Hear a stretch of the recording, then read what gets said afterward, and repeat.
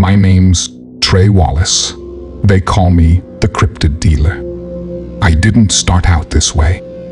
This is how it happened. I was a ghost with a badge, stamped to a pay stub that never matched the hours or the nightmares. I worked inside a unit that officially didn't exist, the kind of outfit where your phone had no contacts and your apartment had 2 toothbrushes, even though you lived alone, one for you and one for the version of you that came home from the field with blood on his cuffs. The charter was simple. Find what the maps pretended wasn't there. Cage it, ship it, file it under a name that could be burned at a moment's notice. They called us containment. We called ourselves janitors with rifles. I was good at it. Too good. My first year took me across the spine of Appalachia. I learned the language of back roads and crooked churches, the look a hunter gives you when he swears a shadow stood upright by the tree line. I learned how fear can make a liar out of a man with calluses, or make a prophet out of him. I learned the difference between a black bear print and a track with toes too long to be human. I learned how to sweep a thermal imager across a ravine and see a heat signature blink like an eye. And I learned the taste of copper in my mouth when an open mic caught something breathing behind my partner, and I was 3 ridges too far to help. The report wrote itself. Equipment malfunction. Predator unknown. Team extracted. I started counting lies like they were rosary beads. The things I saw wore fur and bone. Some wore silence better than any ghillie suit.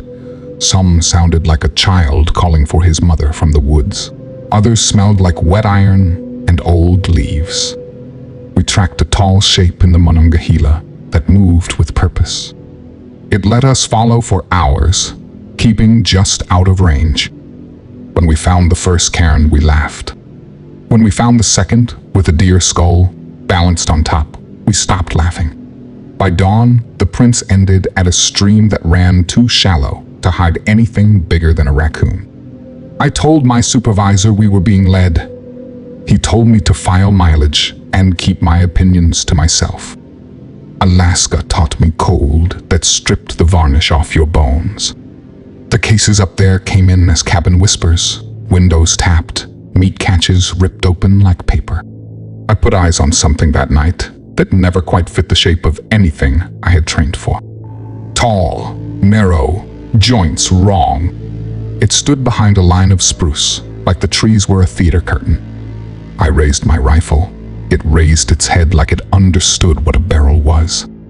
It didn't run until I clicked the safety off. In the morning, we found a trail of frost disturbed by something barefoot that should have been dead at those temperatures. The report said misidentification. I wrote it, cashed the per diem, and chewed the inside of my cheek until it bled. Point Pleasant was a tourist trap. By the time I got there, folklore on t-shirts, moth wings on coffee mugs. We didn't chase ghosts. The unit chased patterns.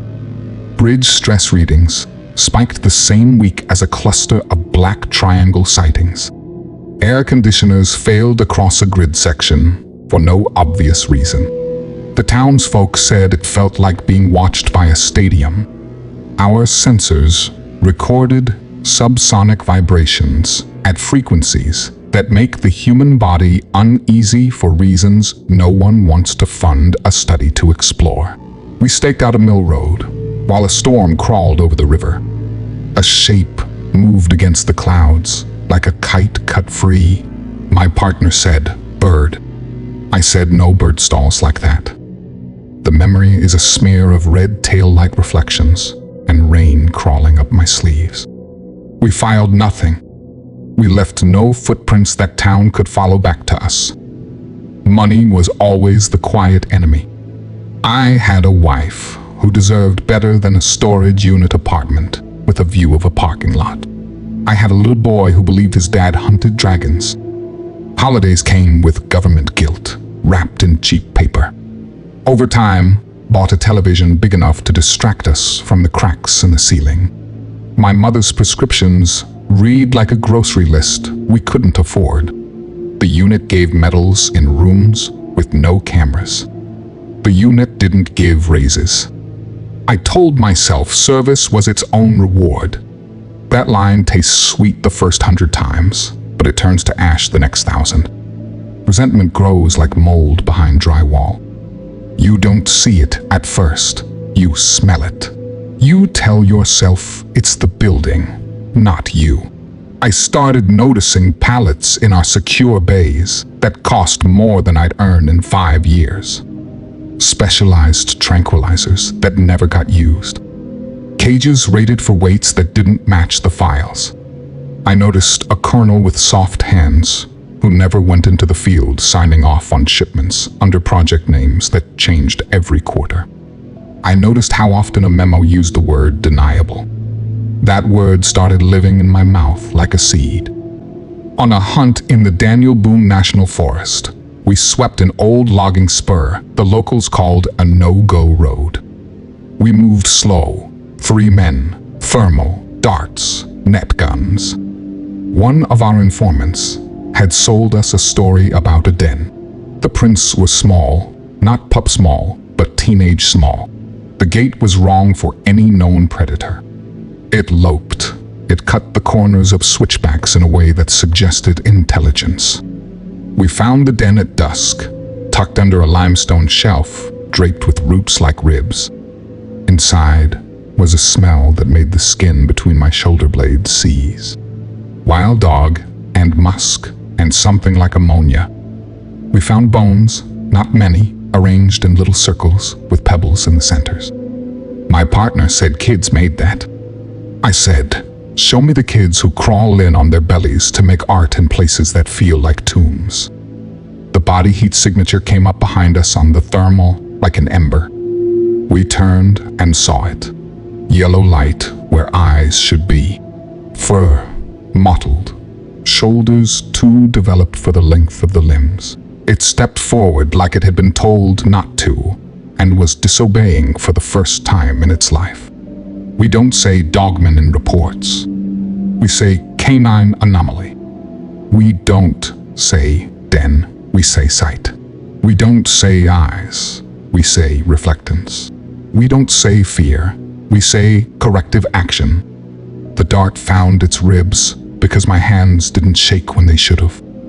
It made a sound that wasn't a howl, not a cry, but something that lived between warning and rage. It took 3 of us to haul the creature back. By the time the transport chopper sat down in a clearing, its eyes had rolled back, lips foaming from the cocktail in its blood. The handlers strapped it into a steel cradle, locked its arms with cuffs meant for bears. I remember thinking the metal looked too thin. When the pilot asked if it was sedated, I said yes, even though its chest rose faster than it should have. The paperwork called it Subject 42B. To me, it was a teenage dogman, a thing that had grown up in the hills, learned to stalk, learned to arrange bones like it was practicing something we didn't understand. I didn't know if it was alone or if it had a family waiting for it. I just knew once the lab got its hands on it, it would never see open sky again. That night, while my partners smoked outside the hangar, I stayed in the bay with the creature. I told myself I was guarding it, but the truth was, I was studying it. The muscles under its skin, the way its claws twitched like it was dreaming. I caught myself whispering the sedation formula under my breath like a prayer. Ketamine, haloperidol, carfentanil, exact ratios memorized. The kind of knowledge you could weaponize if you ever wanted to. My resentment mixed with temptation until they became the same thing. Every paycheck felt like an insult. Every mission another chance to bleed for men who would never know my name. Meanwhile, I was looking at a creature that could be worth more than any asset we had ever seized. Not to the government, but to someone else. To the right buyer. The thought didn't leave me. It haunted the drive home, sat across from me at the dinner table, whispered while my son asked if dragons were real. The idea that I could be the man who sold monsters. That I could provide in ways no honest paycheck ever would. That maybe I could stop being the tool and start being the hand that held it. Months later, I got the chance. A mission near the border went sideways. Locals reported cattle torn apart like paper sacks, claw marks high on barn doors. We tracked the prints to a ravine where water pooled black. That is where we saw it. Another dogman, smaller than the one in Boone, younger still. It froze when it spotted us. Not fight, not flight, just confusion. Orders were to tranquilize, tag, and bag. But something inside me snapped. My dart was true, but instead of logging the hit, I made a different call. While my team dragged nets, I slipped off to secure the perimeter. By the time they hauled back empty ropes, I had already moved the sedated cub into a secondary pack I had stashed days earlier. No one questioned it. Creatures slipped through sometimes. We filed a report of escape. It was easier to move behind the brush, only the size of a full-grown German Shepherd. The cub was mine. I kept it hidden for weeks in an abandoned storage locker off a dead stretch of highway. Feeding it was a nightmare, masking the smell worse. But I wasn't alone. I had already made contact. A name passed to me from a fixer I met on leave. Someone tied to the kind of men who wear suits and smile while they order deaths. He said he had a client, a cartel boss with a taste for the unusual. If I could deliver, the money would change my life. The night we exchanged was the first time I felt the weight of the path I was stepping onto. The boss met me in a shuttered warehouse with guards holding assault rifles like toys. When I rolled in the steel crate, they leaned back like a rattlesnake had entered the room. The dogman cub stirred inside, claws scraping against steel. The boss grinned like a man who had just bought himself a new kingdom. The money was stacked in duffels, more than I would make in 10 years, wearing the badge. I loaded it into my trunk with hands that shook, but not from fear, from possibility. That drive home, I didn't see stop signs, didn't hear the radio. All I saw was the future I could build. I walked into my house, kissed my wife, tucked my son into bed, and slid the duffels under the floorboards I had ripped open earlier that week. I told myself it was just once, just one job to set us right. But every addict starts with just once. That night, I stopped being a soldier. I started becoming something else. The man the world would come to know as the cryptid dealer. The money changed everything. Not all at once, but in the little ways that matter most. I paid off the medical bills, upgraded the car, stocked the fridge without worrying about receipts. My wife asked questions I dodged, and my son just smiled like Christmas had come early. I told myself it was fine, that the world didn't care how a man provided as long as he provided. But I knew deep down I had cracked something inside myself that couldn't be fixed. I could have stopped there, walked away, gone back to being a ghost for the government. But temptation doesn't let go once it tastes your blood. I started keeping more notes. Flight patterns of cryptids, chemical mixes that worked better than what we carried in the field, the kind of places creatures nested when no one was watching. Every mission was 2 missions now, the official one and the one I ran in my head. The fixer called again. His client wanted more. Not just a cub, not just a trophy. Something bigger, meaner, something they could pit against another monster. That was when the idea of fights started crawling into my mind like smoke. The world loved blood sport. Always had. From coliseums to underground rings, men would pay fortunes to watch things tear each other apart. Why not take it a step further? Why not give them what they'd never seen before? The next capture wasn't sanctioned. I staged it myself, off book, using intel the unit had thrown away. A juvenile Bigfoot spotted raiding deer feeders in the Ozarks. I tracked it with 2 mercenaries I'd hired from a private list, men desperate enough to keep quiet if the pay was good. It fought like hell when the darts hit, smashing trees, howling until my bones rattled. But we got it caged, and I felt the rush of power you only get when you own something the world swears doesn't exist. The first fight was held in an abandoned rail yard outside Dallas. The clients came in black cars, faces hidden, wallets heavy. The Dogman cub had grown, lean muscle under patchy fur, yellow eyes that hadn't lost their hate. The Bigfoot was all rage and bulk, slamming against the bars like it knew what was coming. When the gates opened and the two met in the pit, the sound was like a war breaking out in a steel drum. Men screamed bets, women covered their mouths, and I stood in the shadows watching blood spray the concrete. The dogmen tore into the Bigfoot's leg. The Bigfoot grabbed the dogman by the spine and slammed it into the wall.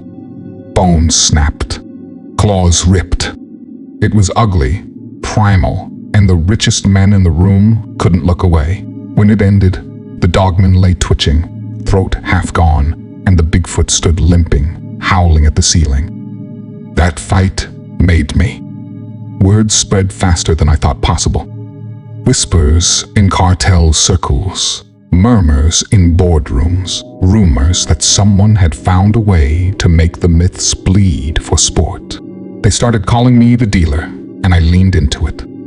I built a catalog, just like gun runners build lists of rifles. Dogmen for loyalty and savagery. Bigfoot for brute strength. Wendigos for terror, if you could keep them sedated long enough not to eat their handlers.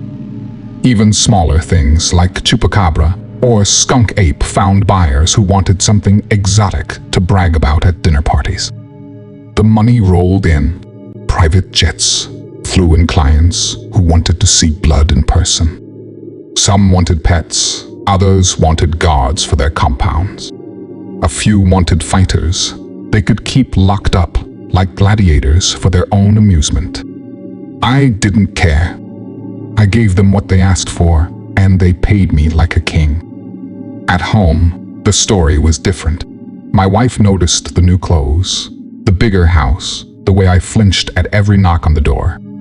She asked where it was coming from, and I told her contracts, consulting hush-hush work for the government I wasn't allowed to talk about. She wanted to believe me. She needed to.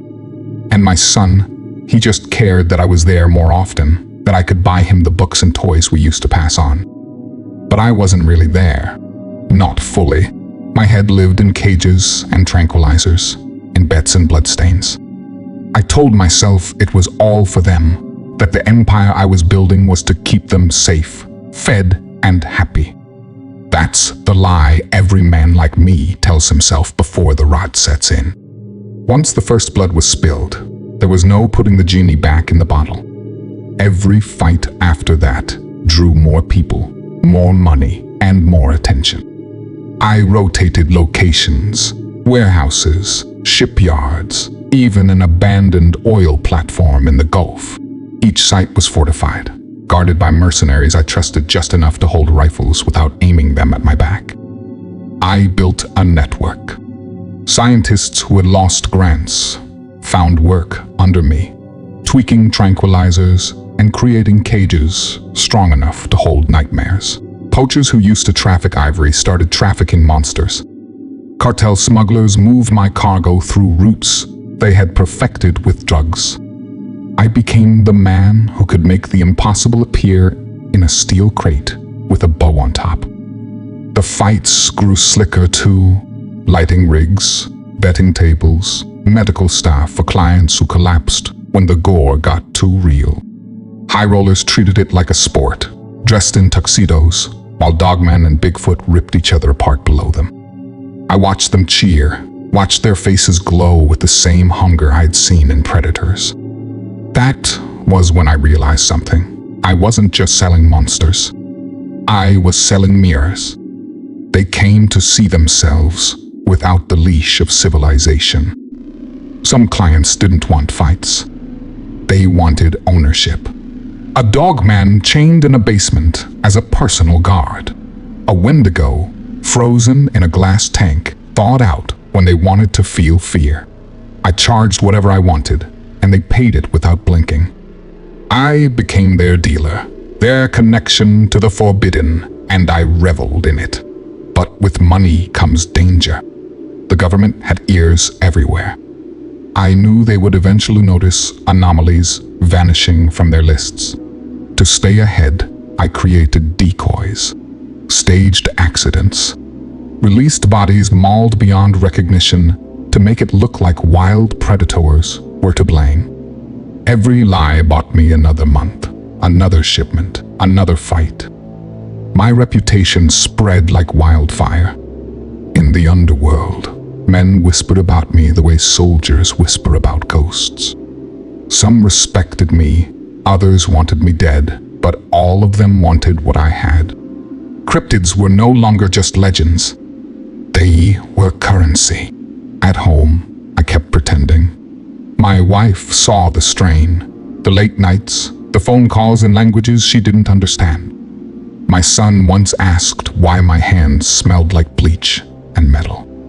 I told him I had spilled something at work. He believed me, but kids always believe until they don't. And the thing about living two lives is that one eventually poisons the other. I would sit at the dinner table and see my son's face, then blink and see the face of a dogman I had sold, its eyes burning with a promise of revenge. I started drinking more, sleeping less, watching shadows move in the corners of rooms. I told myself it was the price of empire. One night, after a fight in a hidden arena under Las Vegas, a client pulled me aside. He was a Russian oligarch with fingers in every kind of blood trade. He told me my fights were magnificent, but that I was thinking too small. He said the world wasn't just hungry for spectacle, it was hungry for power. He wanted me to sell him a breeding pair. He wanted to start his own supply line. That was the moment I knew I had crossed into something I couldn't walk away from. Supplying killers was one thing. Supplying creators was another. But I didn't say no. I never said no. Because every time I looked at the money, I told myself it was for my family. And every time I told that lie, I believed it less. If you enjoyed this video, please don't forget to like and subscribe to Descent into the Unknown for more horror content. If you have any real cryptid encounters, or you're a horror writer wanting to share your stories, please feel free to email me in the description anytime.